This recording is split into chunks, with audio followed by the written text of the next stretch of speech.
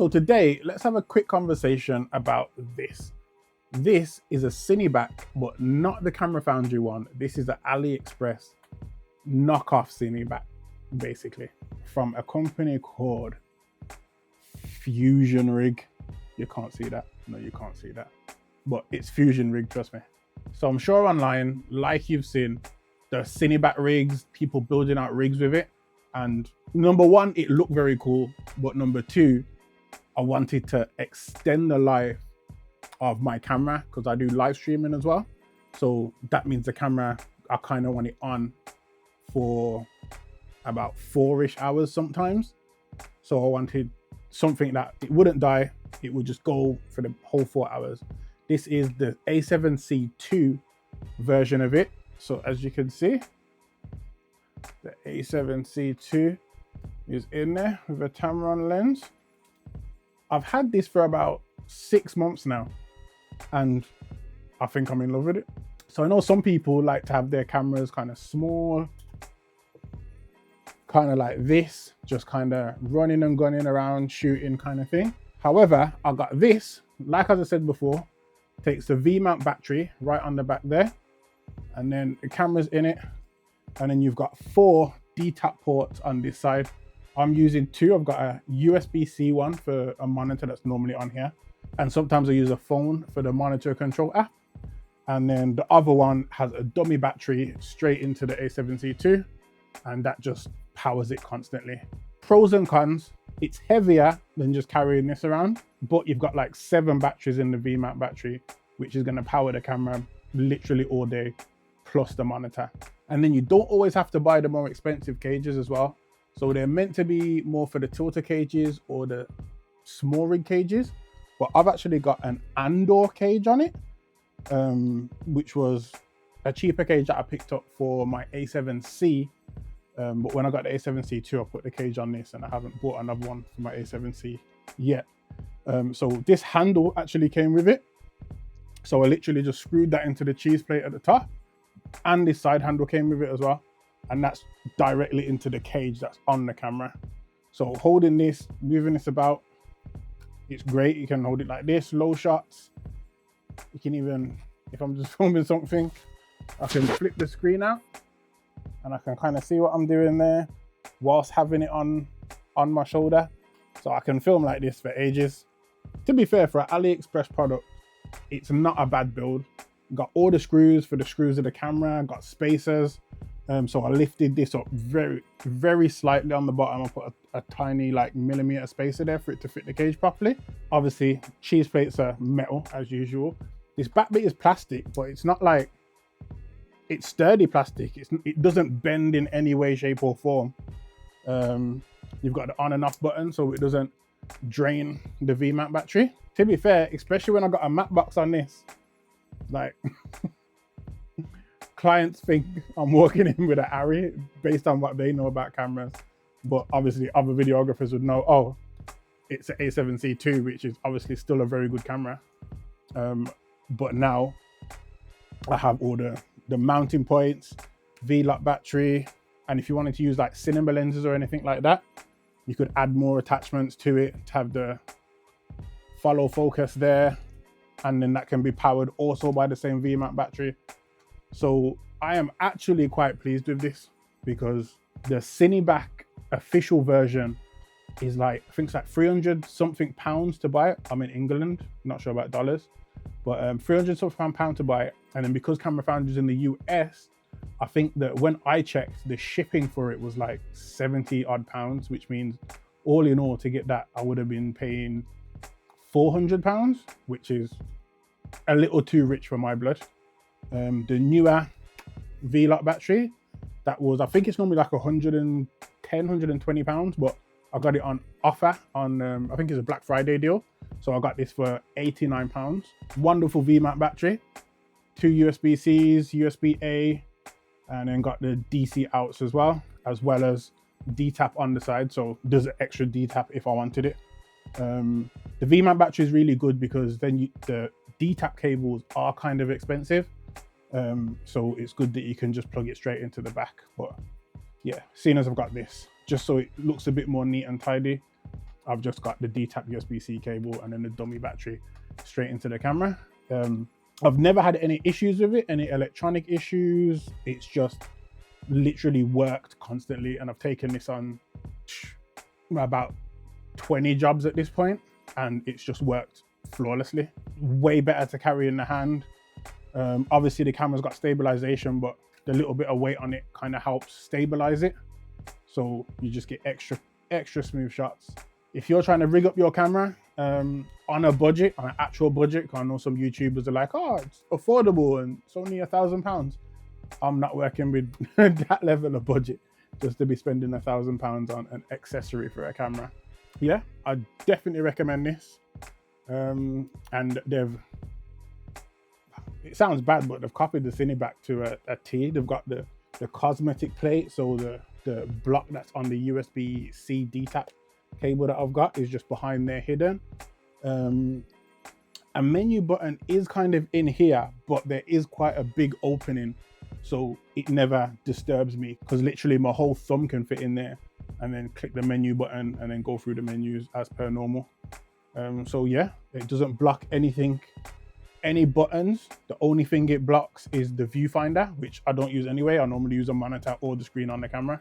This is not sponsored or anything. I just wanted the Cineback, looked into the price. It was a bit out of my price range. I saw this and thought, let's go. And I don't see many reviews or anything on YouTube. I think I've seen one. So I'm just adding to the repertoire that I use to take from all the time. So yeah, definitely recommended. Very good build quality. The all black is a nice touch. I think it looks much better with the black A7C Mark II, because my A7C Mark I is silver. Doesn't look as good because I like the all blacked out look. I would personally recommend, if you was to get it, to get a small rig cage or a tilter cage. If you're on a budget, then again, go for the Andor cage, because I think for 45 or 60 pounds, it came with the top handle and the side handle, which the small rig one and the tilter one, the cage itself is like 70 plus pounds. It's like 60, 70 pounds if you find it on like a deal, and it doesn't come with a top handle or a side handle, which I think are very good, especially definitely important if you're using the Cineback rig. You definitely need a top handle, and I would definitely recommend the side handle. It's just way more comfortable to hold, and yeah, again, you've got more points of contact, so it's a lot more stable. And sometimes I just like hold it at these 2 points, one against my body, and then that is just very stable. And then the Tamron 28-75 2.8 is a great versatile lens to have on it, because again, you can zoom and it's got a wonderful fast aperture, so you can get low light-ish shots. The only downside I would say with it is some of the new Cineback rigs that you've probably seen on the Camera Foundry. They've got like this new quick release plate system, which is very good. I also rent out cameras as well. So when the A7C II is going out on rental, I don't even think I have the cage online. It's just the camera. So I have to take out 2 screws from the top and then 1 screw from the bottom, and then the camera's out. But yeah, doing that takes at least a few minutes. Whereas if it was a quick release system, I could just like clip it and slide it out, which I would much prefer, but for the price of this, you can't ask for everything. And then I'm sure if you bought a bigger version of it, like let's say you bought the one for the A, obviously don't trust this because I haven't done the measurements and I haven't done it. But if you bought the one for like the A7 IV, it's going to be taller. So that may give you enough room for the quick release plate, because you can just buy them on Aliexpress as well or online. And they're quite cheap as well. You can get them for like £30 and then get it a quick release. But again, the one that I've got, it hasn't got enough space in it for that, unless I added more spacers, which I'm not going to do because I don't have to take it out that often. Normally when it's getting rented, it gets rented for like a few days here and there. So I don't really mind it, because when I'm going on my jobs, I much prefer it in this.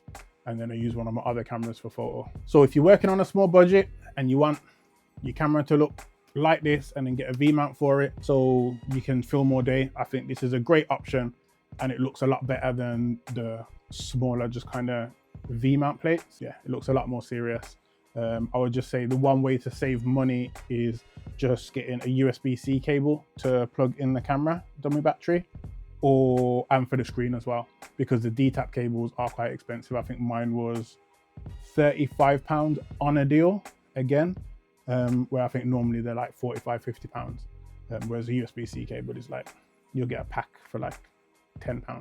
I would also recommend getting a V-lock battery for it. They're can be a bit pricey, but I bought a plate that could take these Sony MPF batteries, these bigger ones, which was good for a little bit. But obviously these cheaper batteries, they don't have the percentage or time gauge on them, whereas the more expensive ones have it. But I think they're about £50-ish anyway.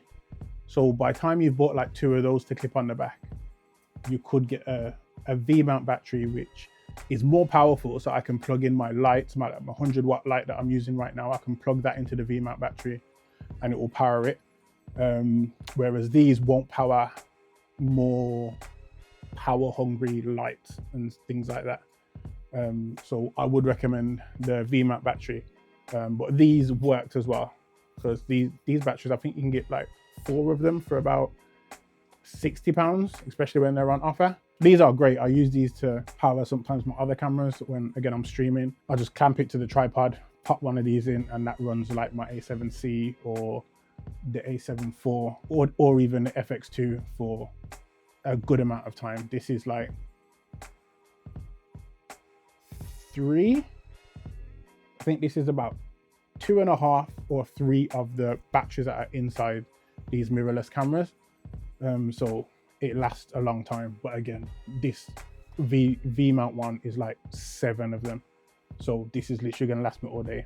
And more recently, I've been filming quite a few documentaries, especially when I'm away filming the documentaries.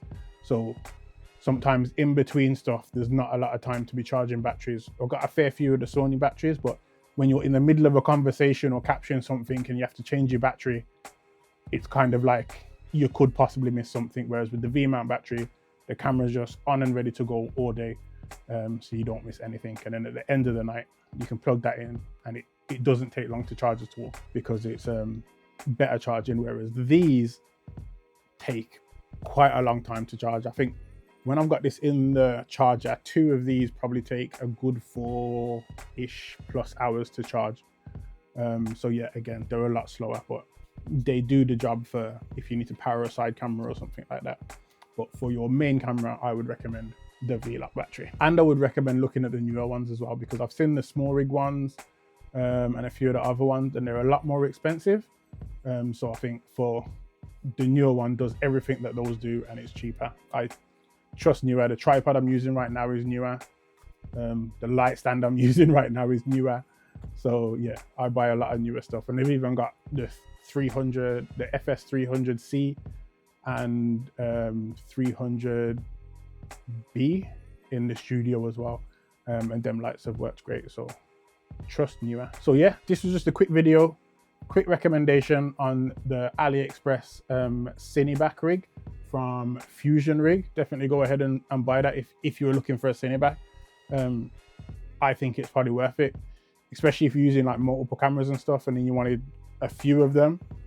It's probably worth buying one of these cheaper ones, seeing how you like it, getting a feel for it, and then if in the future you've got more money and you want to buy a more expensive one, then get the official Camera Foundry one, because I would have liked to support the Camera Foundry Cineback rig because I like what they developed, and also I've watched I can't remember the guy's name now, but I watch his YouTube channel sometimes. I've seen a few videos from him, but sometimes you just can't you can't stretch everything always. Like I've got multiple cameras because sometimes I need to film multiple angles, so I need the cameras, I need the lenses, then there's batteries, ND filters, lights. All this stuff adds up really quickly.